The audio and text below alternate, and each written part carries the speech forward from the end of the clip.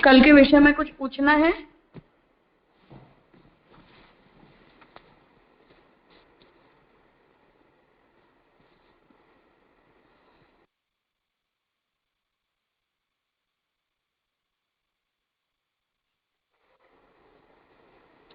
हाँ बोलिए प्रकाश भाई। राजा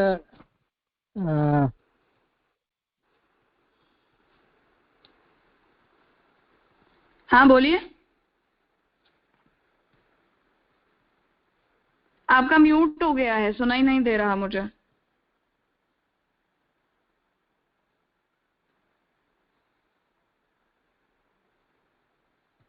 अनम्यूट करके बोलिए आप। आपने अपने वहां से म्यूट कर लिया है।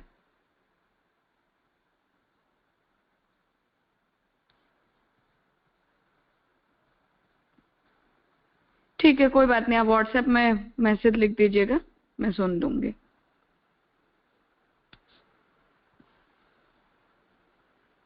हेलो। हाँ बोलिए।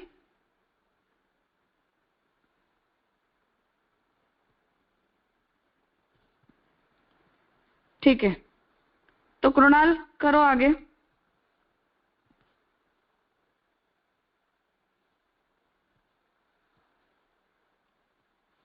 हाँ करो। प्रणाम राजा। कल तो हमने शिक्षा श्लोक का उपक्रम शुरू किया था, जिसमें हमने श्री श्याम बाबा की जो टीका है, वो उसमें जो प्रकृति की वार्ता है, वो जो उसका अनुसंधान करते हुए जो महाप्रभु जी आचार्य चरण ने सन्यास की जो सन्यास लिया, और वो जो सन्यास जो है वो भक्ति मार्गीय मतलब विरह अनुभव के लिए नहीं था करके वो जो शंका उठ रही थी, उसका समाधान करते हुए श्री श्याम बाबा यहाँ समझा रहे थे कि सेवा जो पक्ष है वो मुख्य पक्ष है, कथा पक्ष जो है गौण गौण पक्ष है। और सेवा पक्ष में जो डिटेल में निबंध में जो 5 प्रतिबंधक बताए हैं कि भक्तिभाव होए, बट अगर ये 5 प्रतिबंध है तो वो सेवा पक्ष में उन्हें न जुड़ के कथा पक्ष में जुड़ना बेटर ऑप्शन रहेगा। तो वो जो कॉशन वहाँ पर प्रिकॉशंस दिखाए हैं 5, उस पर हमने डिटेल जो समझा था। और फिर आगे जो है महाप्रभु सॉरी श्याम बाबा जो टीका की सेकंड पेज पे उपक्रम में मैं चालू कर रहा हूँ वहाँ से। साक्षात सेकंड पैराग्राफ। साक्षात स्वरूप की सेवा जो को स्वगृह में स्वतनुवित्त परिजनन के समर्पण पूर्वक करते हुए ताको तो सेवा छांडी के विप्रयोग अनुभवार्थ कथा पक्ष को अवलंबन चलाए के करनो तो भक्ति मार्गीय पाषंड है। बहुत सेवा छूटी जाए अथवा नित्य क्रम में जब सेवा को अनवसर होए, तब विरहानुभवार्थ कथा स्मरण पक्ष को भक्ति मार्गीय प्रकार पुष्टि मार्गीय सिद्धांत है। ताते सेवायाम व कथायाम व वचन में प्रथम कर्तव्य तथा उल्लेख सेवा को है। तैसे ही स्मरणम भजनम चापि न त्याज्यम वचन में अंत में हूँ अत्याज्यतया उल्लेख तो भजन अर्थात सेवा ही कही है। मतलब यहाँ अगर हमें ये लगे कि मुख्य पक्ष गौण पक्ष में जो मुख्य पक्ष क्या कर जो है सेवा का, वो मुख्य ही है, और सेवा के अनवसर में जो है वो हमें विप्रयोग के अनुभव है, तो जो लीला गुणगान कथा पक्ष जो है उसका अवलंबन करना है। तो वो यहाँ पर इसे समझाने के लिए एक और प्रिकॉशन दिया जा रहा है। जैसे मुझे समझ में आ रहा है कि सेवा छोड़ के यदि कोई कथा पक्ष का अवलंबन करता है, मतलब सेवा कर सकता है, पॉसिबिलिटीज है, फिजिबिलिटी है, सारी सिचुएशन भी कन्वीनियंट है, फिर भी अगर वो छोड़ के कथा पक्ष में अवलंबित है तो फिर सॉर्ट ऑफ एकदम पाषंड है। इतना समझ में तो नहीं आ रहा, बट ऐसे थोड़ा समझ में आ रहा है कि वो ना समझे में कर रहा है शायद, तो वो पाषंड है। और फिर जो आगे बताया कि सेवा का जब अनावसर है तभी कथा स्मरण का पक्ष ग्रहण करना है। वो जो है वो भक्ति मार्गीय शुद्ध पुष्टि मार्गीय सिद्धांत है।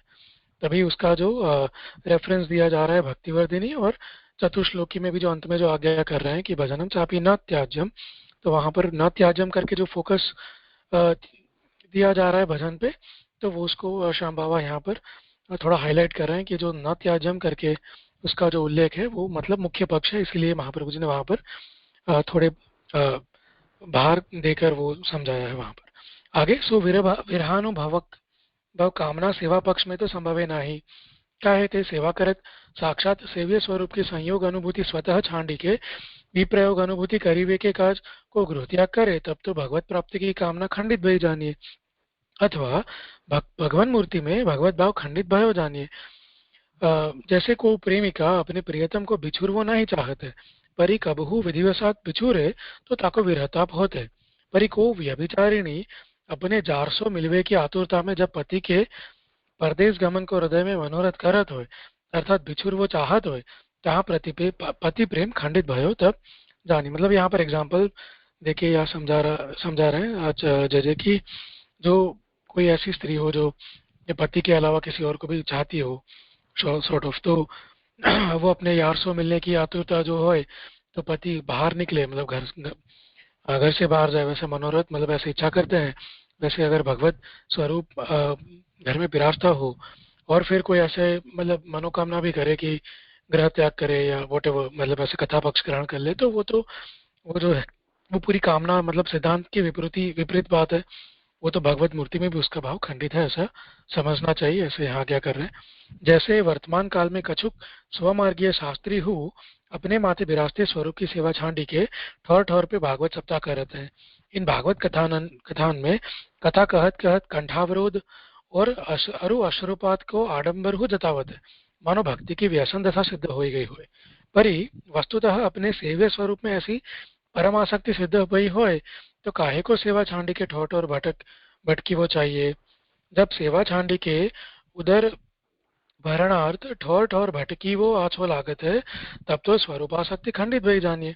और स्वरूपासक्ति के अभाव में प्रकट कंठावरोध और अश्रुपात को मूल कारण विप्रयोग न हो पाषंड योग ही होते हैं। मतलब यहाँ पर बहुत ही क्लियर डिस्टिंक्शन आचार्य जजे यहाँ पर दे रहे हैं कि आज्ञा कर रहे हैं कि जैसे कोई स्वमार्गीय जो भागवत कथा सप्ताह या कथा करते हैं वो भी कथा पक्ष उनका दिखता है कि मुख्य है और वहाँ पर उनका इन्वॉल्वमेंट भी कुछ ज़्यादा दिखता है क्योंकि वो रो पड़ते हैं या फिर ऐसे वो जो दिखावा दिखता है हमको, तो वो जो है वो ऐसे लगता है हम कि उनको बहुत ही बड़ी अच्छी अवस्था भक्ति की सिद्ध हो गई होगी शायद। बट जज यहाँ क्या कर रहे हैं कि ऐसा कुछ नहीं होता, क्योंकि यदि ऐसा है तो फिर वो स्वगृह में रहकर सेवा में प्रयोजित क्यों नहीं होते।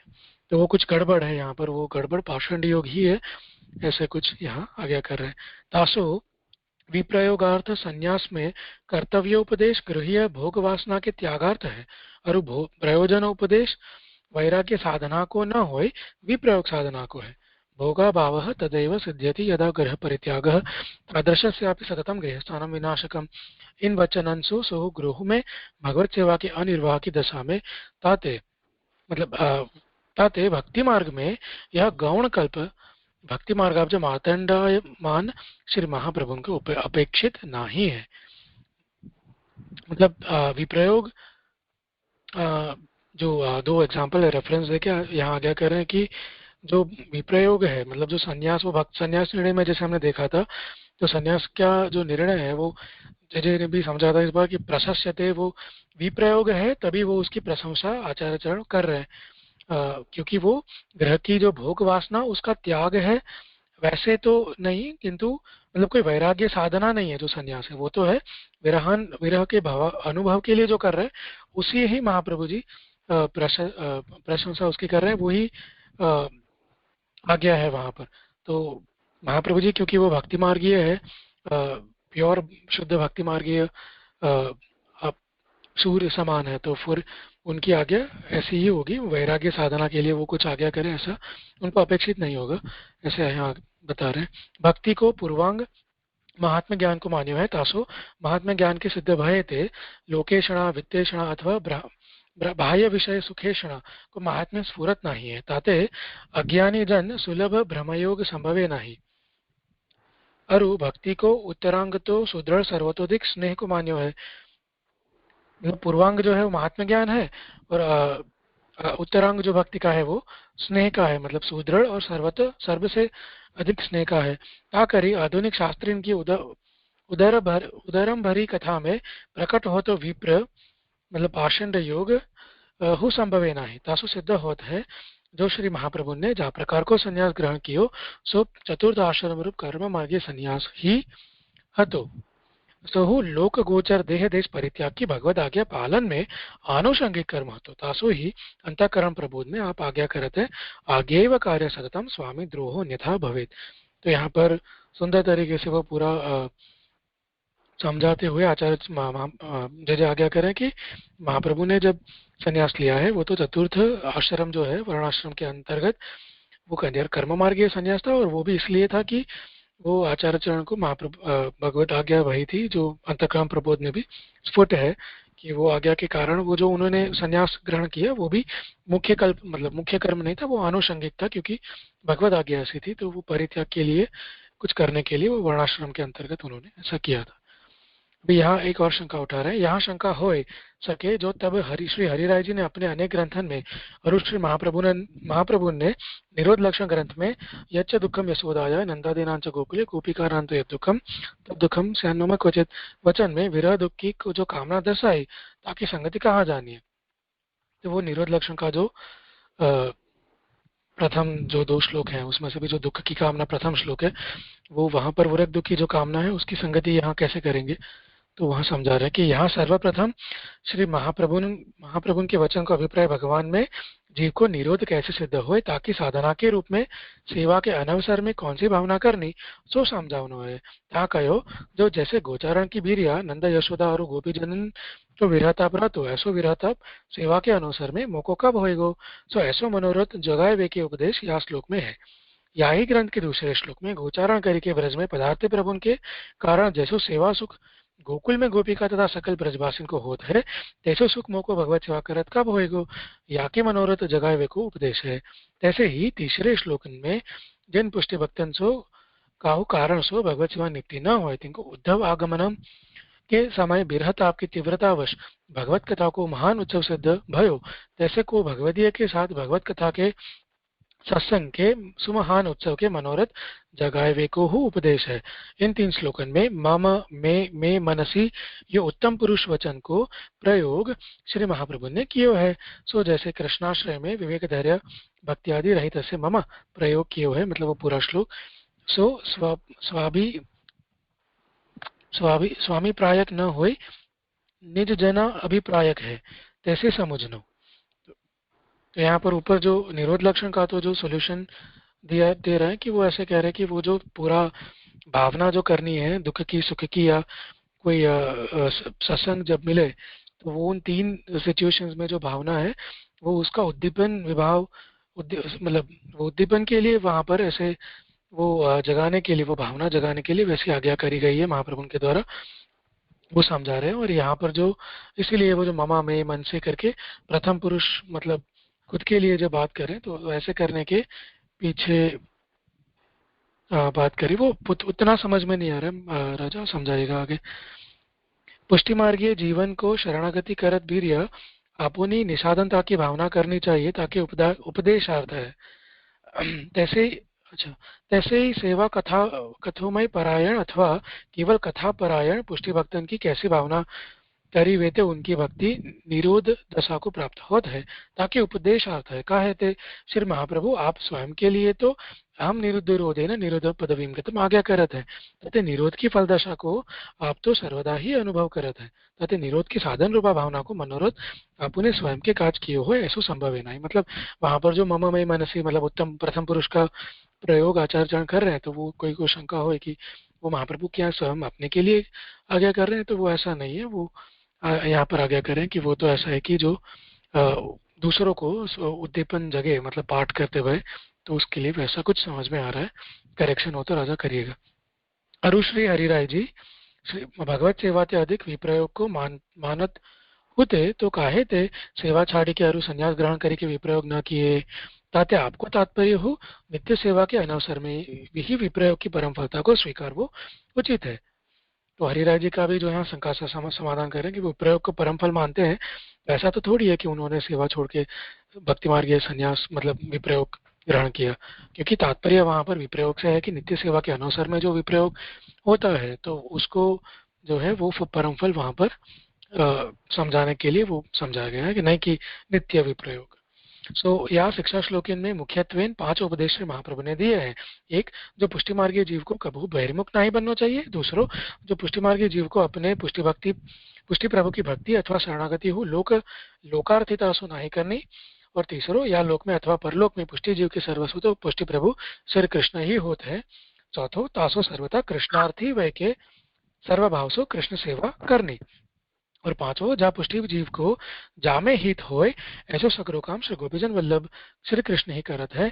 काल स्वकर्म स्वभाव अन्य देव अथवा अन्य काहू की अकछु सामर्थ्य नहीं है ऐसो विश्वास सदा सर्वदा राखनो।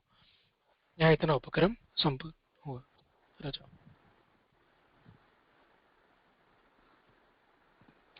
हाँ, तो कल तक हमने ये बात श्री श्याम काका जी ने यहाँ सिद्ध की कि महाप्रभु ने जो संन्यास लिया वो भक्ति मार्गीय संन्यास नहीं है, परंतु कर्म मार्गीय चतुर्थाश्रम रूप संन्यास ही है शास्त्रीय प्रकार का, जिसका विवेचन आपने निबंध आदि में किया है।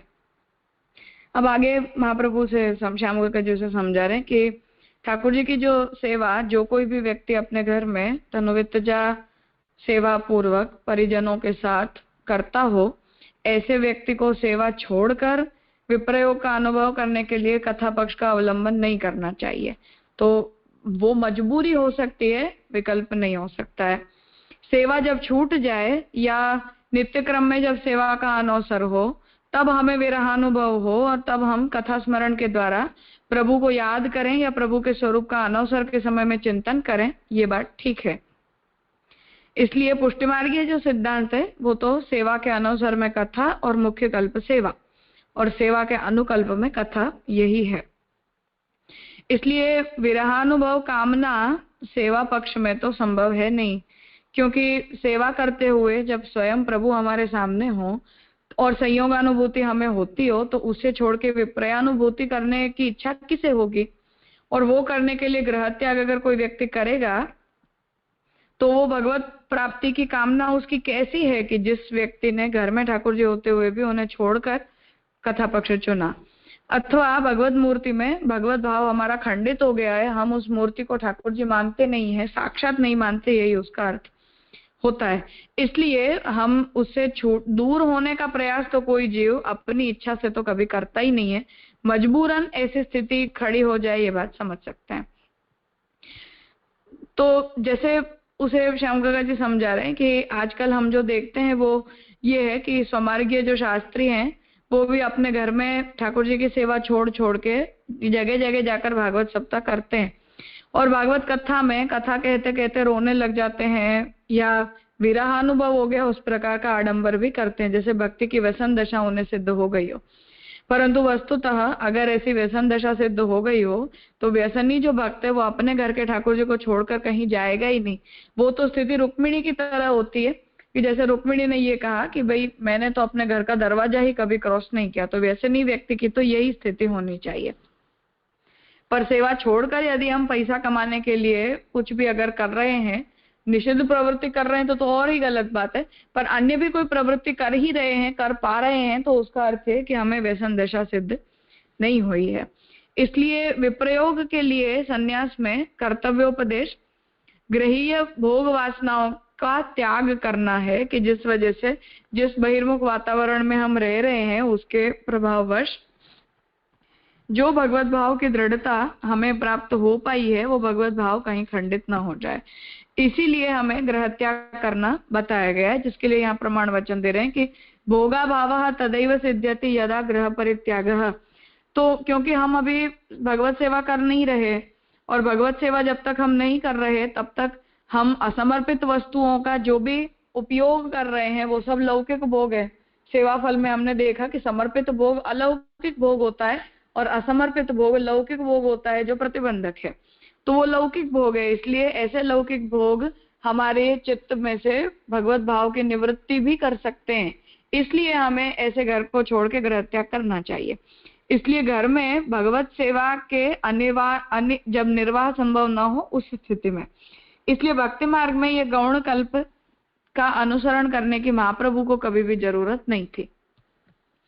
भक्ति का जो पूर्वांग है वो महात्म्य ज्ञान का बताया गया है, इसलिए महात्म्य ज्ञान के सिद्ध हो जाने पर लोक को प्राप्त करने की इच्छा या पैसा प्राप्त करने की इच्छा या जो भी इंद्रियों को आकर्षित करने वाले बाह्य विषय हैं उनके द्वारा सुख प्राप्त करने की इच्छा, ये सब कुछ जीव के मन में रह नहीं जाती। और जो अज्ञानी जन होते हैं उन वो भी सुलभ ब्रह्म योग भी उन्हें होता नहीं है अगर महात्म्य ज्ञान हो गया है तो। और भक्ति का जो उत्तरांग है वो तो सुदृढ़ सर्वतोदिक स्नेह का है। इसलिए आधुनिक जो शास्त्री आदि भी जो हैं, जो पैसा कमाने के लिए भागवत कथा आदि करते हैं, उनके अंदर भी अब तक पैसा कमाने की इच्छा खत्म हुई नहीं है। इसलिए ये बात सिद्ध होती है कि महाप्रभु ने जिस प्रकार का संन्यास ग्रहण किया वो तो चतुर्थाश्रम रूप कर्म मार्गीय संन्यास ही था। वो भी सब दुनिया को दिखाई दे उस प्रकार से महाप्रभु जी ने अपने घर का भी त्याग किया, देश का भी त्याग किया और देह का भी परित्याग सबके सामने किया। और ये दोनों भी भगवद आज्ञा के पालन के रूप में ही किया। जो बात हमें अंतःकरण प्रबोध से समझ में आती है कि भगवान की जो भी आज्ञा हो उसका पालन जीव को करना चाहिए, अन्यथा स्वामी का द्रोह होता है। अब यहाँ ये शंका उपस्थित होती है कि हरिराय जी ने अपने बहुत सारे ग्रंथों में और महाप्रभु जी ने भी निरोध लक्षण में यच्च दुखम यशोदाया नंदादीनांच गोकुले, वहां विरह दुख को फल रूप बताया है। और हरिराय जी के मतानुसार भी विप्रयोग जो है वो परम फल होता है। तो उस विप्रयोग की कामना की संगति यहाँ किस प्रकार से की जाए, क्योंकि हम तो विप्रयोग को गौण कल्प बता रहे, मुख्य कल्प तो बता नहीं रहे। तो उसे यहाँ समझा रहे कि वहां सबसे पहले तो महाप्रभु जी के वचनों का अभिप्राय भगवान में जीव का निरोध कैसे सिद्ध हो, उसकी साधना के रूप में सेवा के अनवसर में हमें क्या भावना करनी चाहिए वो बताना है। और सेवा के अनवसर में तो हमें जो विप्रयोग होता है उसकी भावना करने के लिए वहां कहा गया है। जिसके लिए ये बात समझा रहे हैं कि जैसे ठाकुर जी जब गाय चराने के लिए पधारते थे तो सब रजभक्तों को ठाकुर जी के विरह की अनुभूति होती थी। तो हम भी जब अनवसर हमारा हो और हम जनरली हमारी सब पारिवारिक और सामाजिक क्रियाओं में हम लग जाते हैं, आर्थिक क्रियाओं में लग जाते हैं, अनवसर के समय हमें ठाकुर जी याद नहीं आते हैं। तो उस स्थिति में हमें उनका प्रेम कैसे हमारे अंदर प्रकट हो, उस प्रकार का व्यसन हमारा कैसे सिद्ध हो, वो बात यहाँ महाप्रभु जी समझा रहे हैं कि ऐसा भाव हमारे अंदर आना चाहिए। ऐसा मनोरथ जगाने का उपदेश इस श्लोक में महाप्रभु जी ने निरोध लक्षण की कारिका में दिया है। और इसी ग्रंथ के दूसरे श्लोक में फिर जब प्रभु लौट के घर वापस पधारते हैं तब ठाकुर जी का दर्शन करके व्रजभक्तों को जो सुख होता है, जो प्रसन्नता की अनुभूति होती है, ऐसा भी हमें प्रतीत होना चाहिए। तो उसका अर्थ ये कि महाप्रभु जी ने केवल विप्रयोग को ही फल नहीं बताया, पर विप्रयोग और संयोग दोनों का ही बैलेंस निरोध लक्षण की कारिकाओं से समझाया है। और फिर तीसरे श्लोक में जाकर जिन पुष्टि भक्तों को किसी कारण भगवत सेवा जो नहीं कर पाते हो, उन्हें उद्धव जी के आने पर जिस प्रकार से विरह ताप की तीव्रता के कारण भगवत कथा सुनने का महान उत्सव व्रजभक्तों को प्रतीत हुआ उद्धव जी के आगमन से, उसी प्रकार से हमें भी जब भगवत सेवा उपलब्ध नहीं हो रही उस स्थिति में किसी भगवदीय के साथ भगवत कथा के सत्संग से बहुत महान उत्सव की अनुभूति हो, उस प्रकार का उपदेश महाप्रभु ने दिया है। इसलिए ये तीनों ही श्लोकों से महाप्रभु जी ने मम में मनसी इस प्रकार उत्तम पुरुष वचन का प्रयोग महाप्रभु जी ने खुद अपने लिए किया है। जैसे कृष्णाश्रय में भी महाप्रभु जी ने स्वयं अपने लिए ये बात कही है कि मैं खुद भी भक्ति विवेक आदि के रहित हूँ। तो वहां महाप्रभु जी का अर्थ स्वयं अपने आप को बताना नहीं है, परंतु महाप्रभु जी के जो जीव हैं, महाप्रभु जी के जो भक्त हैं या महाप्रभु जी के जो अनुयायी हैं, उन्हें महाप्रभु जी उन शब्दों से कहना चाह रहे हैं। तो जो पुष्टि मार्गीय जीव हैं वो शरणागति करते समय उन्हें अपनी निस्साधनता की भावना करनी चाहिए। उसी प्रकार सेवा कथा परायण जब हम होते हैं या सेवा के उपलब्ध न होने पर हम जब केवल कथा परायण होते हैं, ऐसी भी स्थिति में पुष्टि भक्तों को कैसी भावना करने से भगवान में भक्ति सिद्ध होगी, हम कैसी भावना करेंगे तो हमें भगवान में निरोध सिद्ध होगा, व्यसन सिद्ध होगा, वो बताने के लिए निरोध लक्षण ग्रंथ कहा गया है। तो उसे यहाँ समझा रहे कि श्री महाप्रभु जी खुद अपने लिए ये कह रहे कि मैं खुद क्योंकि निरोध की पदवी को प्राप्त कर चुका हूँ, इसलिए महाप्रभु जी अपने अनुभव से ये बात हमें समझाना चाह रहे हैं कि जैसे महाप्रभु को खुद निरोध सिद्ध हुआ, उस प्रकार से महाप्रभु के बताए हुए प्रकार से हमें भी निरोध की सिद्धि होगी।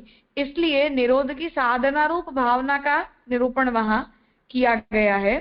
परंतु केवल विरहानुभव ही फल होता है, ऐसा कहना महाप्रभु जी का तात्पर्य नहीं है।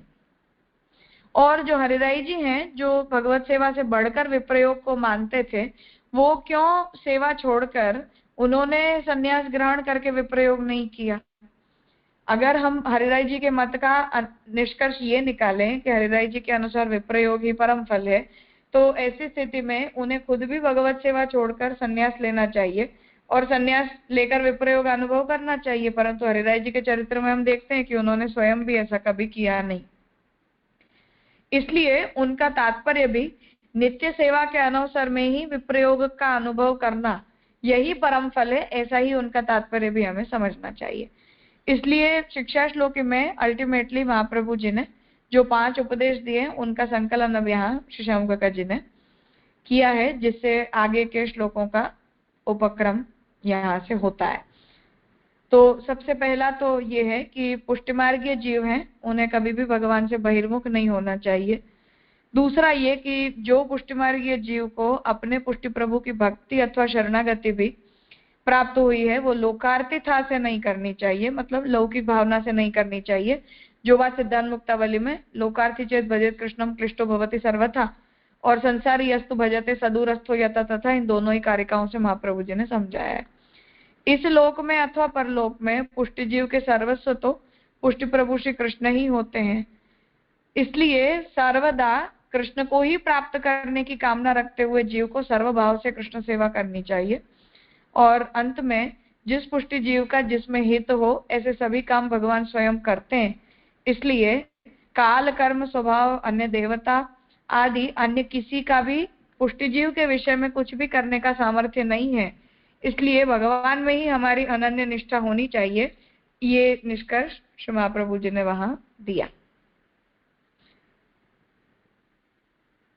तो इतना विषय हमने आज देखा और यहाँ इसका उपक्रम भी संपन्न होता है और प्रथम कारिका की व्याख्या हम कल प्रारंभ करेंगे।